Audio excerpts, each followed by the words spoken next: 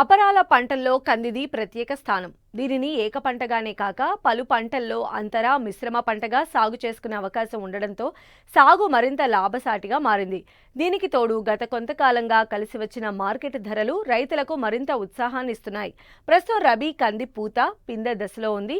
ఈ దశలో మారుకా మచ్చల పురుగు ఆశించి నష్టపరుస్తోంది. ఈ పురుగు నివారణకు పాటించాల్సిన సస్యరక్షణ గురించి తెలియజేస్తున్నారు ప్రధాన శాస్త్రవేత్త డాక్టర్ హేమంత్ కుమార్.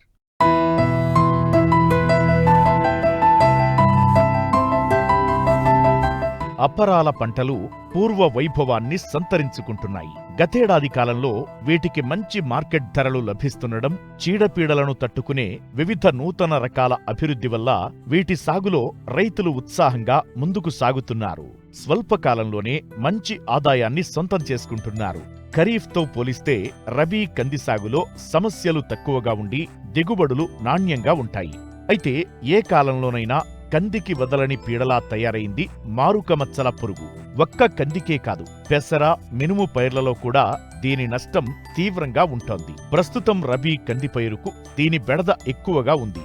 తల్లి రెక్కల పురుగులు కోడిగుడ్డు ఆకారంలో గల పసుపు పచ్చని గుడ్లని పూమొగ్గలపై పెడతాయి.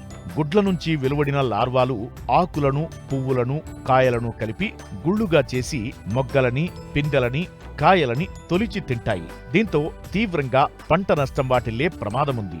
మారుకమచ్చల పురుగు ఉధృతిని గమనించినట్లయితే వెంటనే నివారణ చర్యలను చేపట్టాలని తెలియజేస్తున్నారు ప్రధాన శాస్త్రవేత్త డాక్టర్ హేమంత్ కుమార్.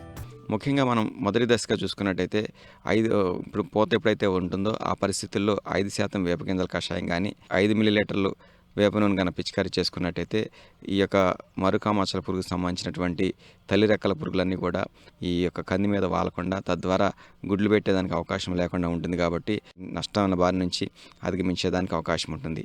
అలా కాకుండా ఎక్కడైతే తొలి దశలో కనుక ఆశించిందో ఇలాంటి పరిస్థితుల్లో కనుక చూసుకున్నట్టయితే ఈ గూళ్ళల్లో పురుగు ఉంటుంది కాబట్టి ఓదరకు సంబంధించినటువంటి మందు వాడుకున్నట్టయితే చాలా వరకు కంట్రోల్ అయ్యేదానికి అవకాశం ఉంటుంది. కాబట్టి ఇలాంటి పరిస్థితుల్లో క్లోరిపైరిఫాస్ 2.5 మిల్లీలీటర్లు, దాంతోపాటు డైక్లోరోఫాస్ 1 మిల్లీలీటరు లీటర్ నీటికి కలిపి కానీ, లేకపోయినట్టయితే నొవల్రాన్ అనేటైతే 0.75 మిల్లీలీటర్లు, దాంతోపాటు 1 మిల్లీలీటర్ డైక్లోరోఫాస్ కలిపి కనుక లీటర్ నీటికి కలిపి కనుక పిచికారీ చేసుకున్నట్టయితే తొలి దశలో వచ్చినటువంటి ఈ మరుకా మచ్చల పురుగుకు సంబంధించినటువంటి పురుగుల్ని సమర్థవంతంగా అరికట్టేదానికి అవకాశం ఉంటుంది.